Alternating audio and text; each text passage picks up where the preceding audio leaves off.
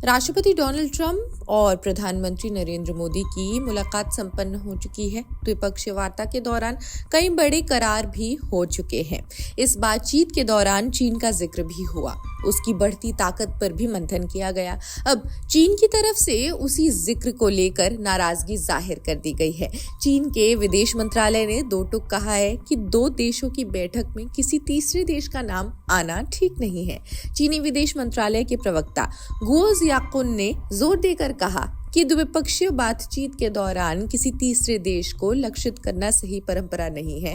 दो देशों के बीच जो भी सहयोग हो उसमें चीन को मुद्दा बनाना गलत है। किसी भी सूरत में टकराव को बढ़ाने की कोशिश नहीं करनी चाहिए। गो ने यहाँ तक कहा कि किसी भी कीमत पर दूसरों के हितों को नुकसान नहीं पहुंचना चाहिए। क्षेत्रीय शांति स्थिरता को याद रखना चाहिए। अब ये कोई पहली बार नहीं है जब चीन ने इस तरह की प्रतिक्रिया दी हो। इससे पहले भी चीन ऐसे ही नाराजगी व्यक्त कर चुका है। असल में जब भी भारत और अमेरिका की मुलाकात होती है या फिर जब भी क्वाड देश एक दूसरे से मिलते हैं, चीन इसे अपने खिलाफ एक बड़ी साजिश के रूप में देखता है। वैसे मीडिया बातचीत के दौरान डोनाल्ड ट्रंप ने चीन को एक अहम देश जरूर मान लिया था, लेकिन उन्होंने ये भी कहा कि वो किसी को भी मात दे सकते थे, लेकिन ऐसा करेंगे नहीं और सही दिशा में आगे बढ़ने पर जोर देंगे। ट्रंप ने तो यहाँ तक माना कि रूस यूक्रेन युद्ध रुकवाने में चीन एक जरूरी भूमिका निभा सकता है। इसी तरह भारत को लेकर भी अमेरिका कह चुका है कि शांति स्थापित करने में एक पहल की जा सकती है। अगर मोदी ट्रंप मीटिंग की बात करें तो कई अहम डील्स हुई हैं। 5 डील इस प्रकार हैं। इसके ऊपर बातचीत के दौरान रूस यूक्रेन युद्ध का जिक्र हुआ। इसे समाप्त करने वाले समाधान पर मंथन किया जाना चाहिए। खैर, आगे बढ़ते हैं, बताते हैं भारत और अमेरिका के बीच में कौन सी ऐसी अहम मुद्दों पर बात हुई है। रक्षा के क्षेत्र में भारत और अमेरिका के बीच में एक बड़ी डील हुई। इस डील के तहत अब जाकर अमेरिका भारत को F-35 स्टेल्थ फाइटर जेट उपलब्ध कराएगा। राष्ट्रपति ट्रंप ने इसे लेकर कहा, इस साल ही अब भारत के साथ अपनी मिलिट्री सेल्स को काफी ज्यादा बढ़ाने जा रहे हैं।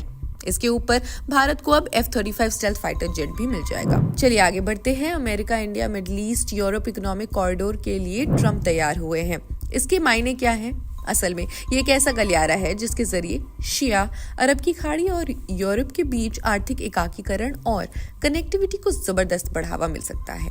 लेकिन इसके ऊपर जानकार मानते हैं कि इस रूट के जरिए आर्थिक विकास को बढ़ोतरी देखने को मिलना लाजमी है। इसकी अहमियत इस वजह से भी बढ़ जाती है कि ये कॉरिडोर चीन के रोड एंड बोल्ट प्रोजेक्ट के काउंटर में देखा जाता है।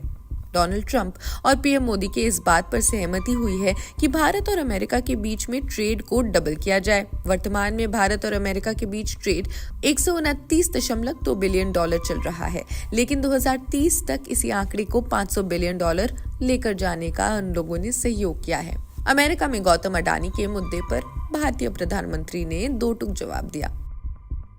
मोदी से पूछा गया कि क्या अमेरिका राष्ट्रपति डोनाल्ड ट्रंप के साथ बैठक में व्यवसायी गौतम अडानी के खिलाफ मामले पर चर्चा हुई, तो पीएम मोदी ने कहा, भारत एक लोकतंत्र है और हमारी संस्कृति वसुधैव कुटुंबकम है। हम पूरी दुनिया को एक परिवार मानते हैं। मेरा मानना है कि हर भारतीय मेरा है। दो देशों के दो प्रमुख नेता कभी भी ऐसे व्यक्तिगत मुद्दों पर चर्चा नहीं करते हैं। वहीं अवैध प्रवास के मुद्दों पर प्रधानमंत्री मोदी ने कहा कि जो लोग अवैध रूप से दूसरे देशों में रहते हैं उन्हें वहां रहने का कोई कानूनी अधिकार नहीं है। जहां तक भारत और अमेरिका का सवाल है, हमने हमेशा कहा है कि जो लोग सत्यापित और वास्तव में भारत के नागरिक हैं, अगर वे अवैध रूप से अमेरिका में रहते हैं तो भारत उन्हें वापस लेने के लिए तैयार है। लेकिन ये हमारे लिए यहीं तक सीमित नहीं है, ये तो मुद्दा है। पीएम मोदी ने कहा, ये सामान्य परिवार के लोग हैं। उन्हें बड़े बड़े सपने दिखाए जाते हैं और उनमें से ज्यादातर ऐसे होते हैं जिन्हें गुमराह करके यहाँ लाया जाता है। इसलिए हमें मानव तस्करी की इसकी पूरी व्यवस्था पर हमला करना चाहिए। अमेरिका और भारत को मिलकर इस तरह के पारिस्थितिकी तंत्र को जड़ से खत्म करने का प्रयास करना चाहिए ताकि मानव तस्करी खत्म हो जाए। इसके अलावा व्हाइट हाउस से बोलते हुए मोदी ने आतंकवाद का मुकाबला करने में अमेरिका के साथ भारत के सहयोग की बात कही। उन्होंने कहा, भारत और अमेरिका आतंकवाद के खिलाफ लड़ाई में साथ रहे। हम इस बात पर सहमत हैं कि सीमा की दूसरी तरफ से पैदा होने वाले आतंकवाद को खत्म करने के लिए ठोस कार्रवाई की जानी चाहिए। खैर, ये तो रही पीएम मोदी और डोनाल्ड ट्रंप की मुलाकात की अहम बातें। आपको कैसी लगी कमेंट सेक्शन में जरूर बताएं। देश दुनिया की अन्य खबरों के लिए जुड़े रहिए जनसत्ता के साथ। शुक्रिया।